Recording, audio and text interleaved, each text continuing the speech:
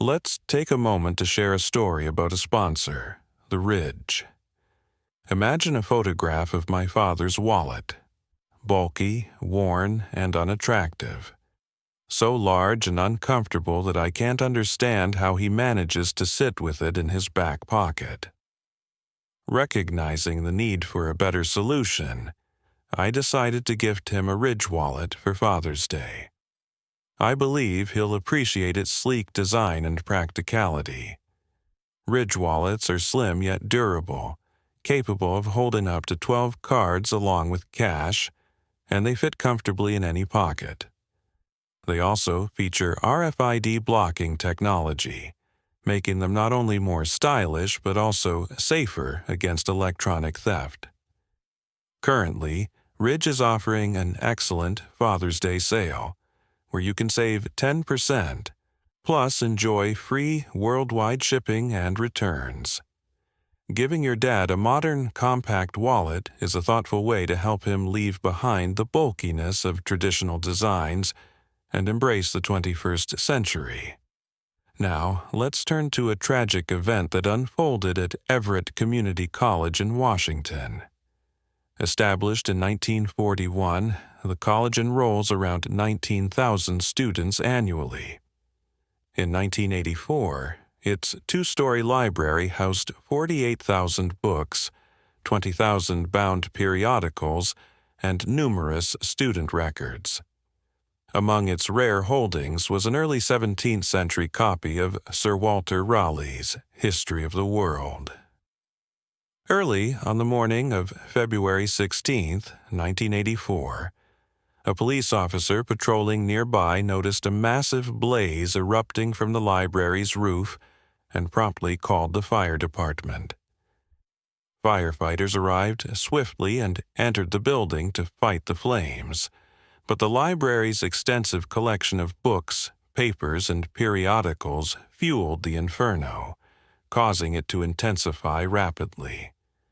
During the chaos, some firefighters' helmets melted, and a wall collapsed on 4 of them. 3 managed to escape unharmed and received treatment, but 48-year-old Gary Parks, a 19-year veteran of the fire service, was trapped and had to be rescued.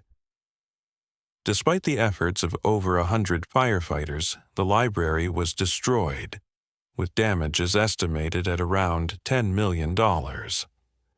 Tragically, Parks did not survive. He succumbed to injuries sustained during the fire. He was married and had 2 daughters. The fire was later determined to be arson, but because the blaze was so fierce, many clues were lost, and the case eventually went cold. Nearly 6 years later, in February of 1993, a series of arson fires struck 4 counties in Washington, primarily around the Puget Sound area. Between August of 1992 and February of 1993, dozens of homes, businesses, and churches were set ablaze, causing an estimated damage of $30 million. Most of these fires were linked to a pattern of malicious arson, with one notable incident occurring in September of 1992 at a local nursery.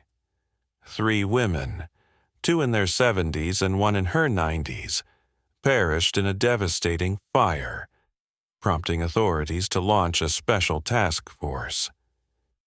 A sketch of the suspected arsonist was released to the public, leading to a breakthrough when a man named George Keller contacted investigators, claiming his 27-year-old son, Paul Kenneth Keller, was responsible. Paul was promptly arrested, and during questioning, he confessed to setting 76 fires, including the one at the nursing home. Ultimately, he was convicted of setting a total of 107 fires and sentenced to nearly a century behind bars. Investigators discovered that at the time of the library fire, Paul was living just across from the college campus, and several witnesses placed him near the scene before the blaze erupted. Despite his lawyer's insistence that Paul denied starting the fire and refused to cooperate with detectives, No physical evidence linked him directly to the incident, so he remained a suspect without formal charges. In 2003, the case was reopened. The lead detective pondered the motive behind what appeared to be a senseless act, suspecting it might have been the work of a juvenile. A list of 50 potential suspects was compiled, focusing on younger individuals. Among them was 12-year-old Elmer Nash, who appeared on the list because of graffiti charges and a prior record of felony convictions for burglary and theft. Nash had previously set a couch on fire at his home, and on the night of the library fire, he and two friends were seen nearby. One friend was questioned and denied involvement, but claimed to have had a vision of the fire and provided details that had not been made public, stating it was started with matches. Though Nash and his friends were considered possible suspects, authorities found no concrete evidence to arrest them, and the case was once again shelved. Nash's troubled life continued. As a teenager and adult, he accumulated 14 felony convictions and 58 misdemeanors, spending much of his life in and out of prison and never holding a steady job. The case was reopened again in 2011, but no significant progress was made for several years. Then, in 2017, a detective visiting the local jail recognized Nash during a booking for a different crime. Remembering Nash as a prime suspect in the library fire, the officer approached him, and Nash agreed to speak. Initially denying involvement, Nash then admitted he had been on the library roof that night. When a detective made a motion resembling the flicking of a lighter, Nash claimed it did not happen, but the conversation marked a turning point in the investigation. After further questioning, Nash finally admitted that he and two friends had broken into the library with the intent to steal something. When they started a fire to cover their tracks, it resulted in a deadly blaze. Although police had a confession, their case lacked solid evidence linking Nash directly to the crime. Over the following years, investigators interviewed several people who knew Nash. 7 of them confirmed that he had confessed to setting the fire.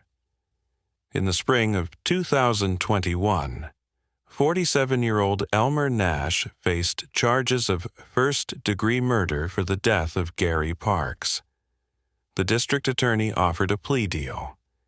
If Nash pleaded guilty, they would recommend a reduced sentence.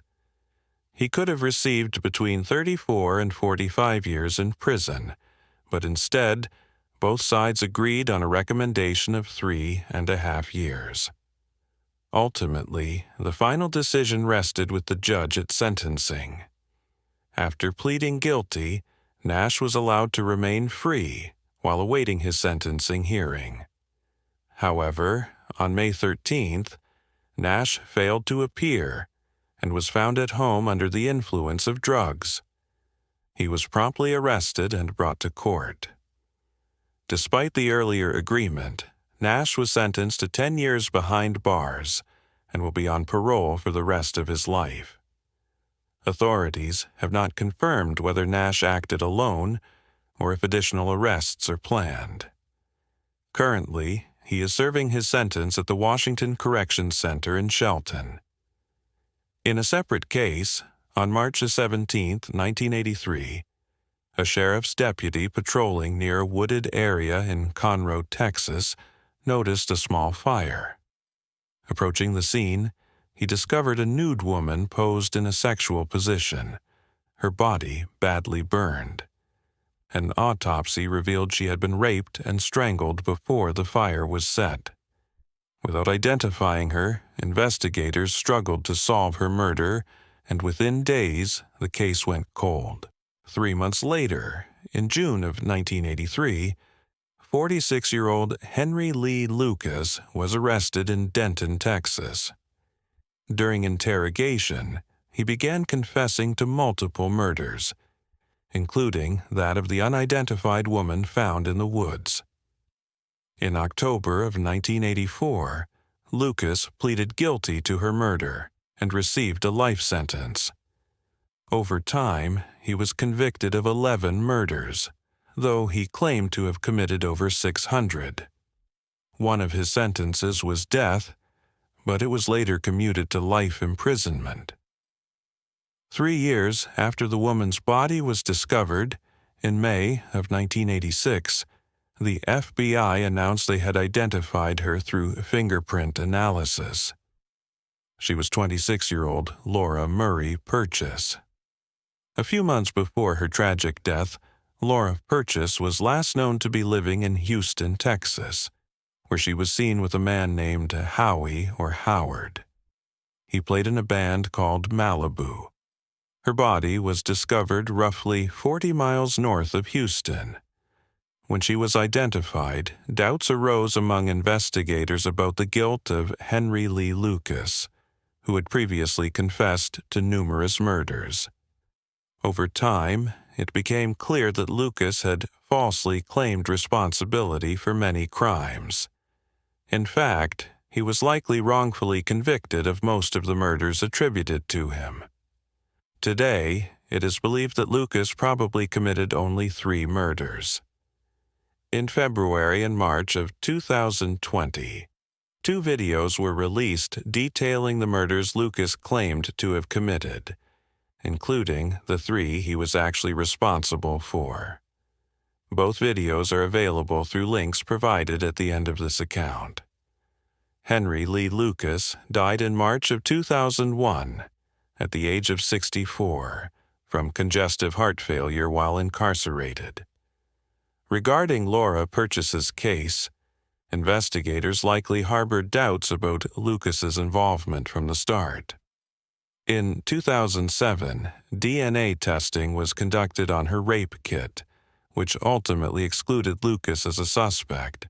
Lucas had claimed to have committed many murders alongside his friend and occasional lover, Otis Toole, but DNA evidence did not match Toole either. Instead, the genetic material belonged to an unidentified man. In October of 2019, researchers began applying genetic genealogy techniques. By April of the following year, the sheriff's office in Montgomery County received a report suggesting the DNA most likely belonged to a man named Thomas Alvin Darnell. Darnell was 37 years old at the time of the murder. An independent investigation by the county sheriff's department also pointed to Darnell as a suspect. On March 17, 2021, Darnell, then 38, was arrested at his home in Kansas City, Missouri. A DNA sample was collected and compared to the crime scene evidence, resulting in a match. Subsequently, on May 11, 1975, Thomas Darnell was formally charged with the murder of 26-year-old Laura Purchase. He was extradited to Texas and is currently held without bond. Little is known about Darnell's background, or whether he knew Purchase prior to the crime, or if their encounter was purely coincidental. As of now, no trial date has been announced. Turning to another case, in 1972, Naperville, a suburb of Chicago, Illinois, had a population of about 22,000 residents. The town was home to the Hanson family, Jerome and Marguerite, along with their 3 children, 18-year-old Jill, 15-year-old Julie, and 12-year-old Mark. Jerome worked as a district sales manager for a trucking company, while Marguerite was a homemaker. They resided in a comfortable house on a quiet street. On the night of July 7, 1972, Jerome and Marguerite left home for the evening, leaving their children alone. Around 7 o'clock that evening, 15-year-old Julie set out on her brother's bicycle.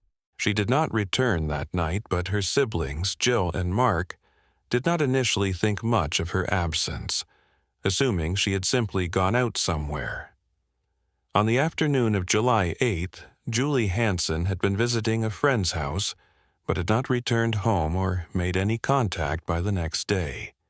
Concern grew when none of her friends or family had seen her since the previous day.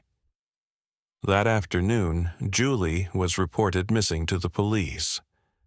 A search of the neighborhood ensued, leading to the discovery of her bicycle in a ditch about 2 miles from her home. Just 100 yards away, hidden in a cornfield, authorities found Julie's lifeless body. She was fully clothed, but it was evident she had been brutally stabbed multiple times. Dozens in the back, neck, and chest. The medical examiner later confirmed she had been stabbed 36 times and had also been sexually assaulted. In the weeks and months following her murder, no suspects emerged, and the case gradually went cold. In 2019, authorities attempted to analyze Julie's degraded DNA, which had been contaminated with bacteria, requiring specialized labs to generate a profile. Fortunately, they succeeded, and her DNA was entered into the FBI's Combined DNA Index System, known as CODIS, but no match was found. By 2020, investigators believed they had identified a potential suspect through genetic genealogy. This method had previously cracked the 30-year-old murder of 16-year-old Pamela Moorer in Woodbridge, Illinois, a case solved after her killer, Bruce Lindahl, was linked through DNA.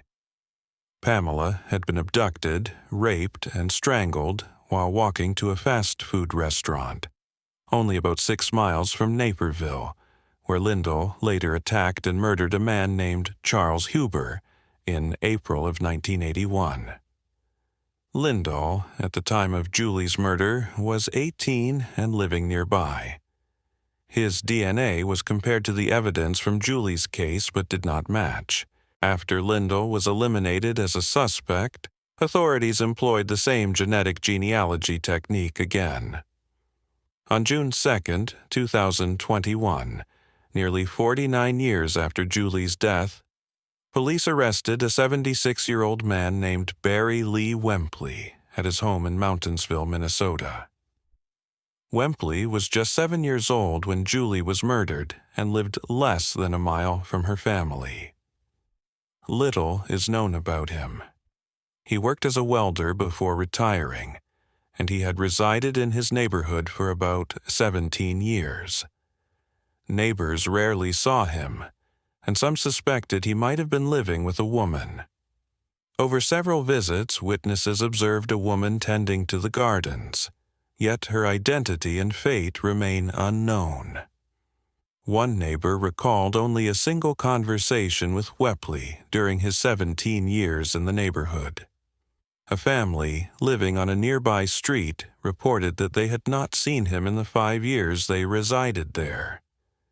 If Barry Wempley has a criminal record, it has not been publicly disclosed by authorities.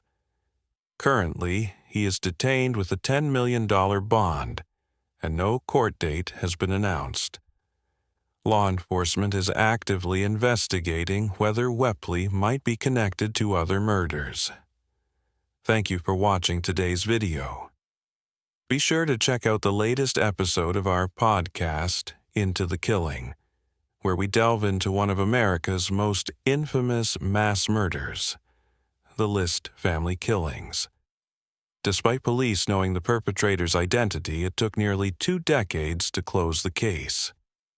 The full story is available on Apple Podcasts, Stitcher, Spotify, and other popular platforms. That's all for today. Thanks again for tuning in.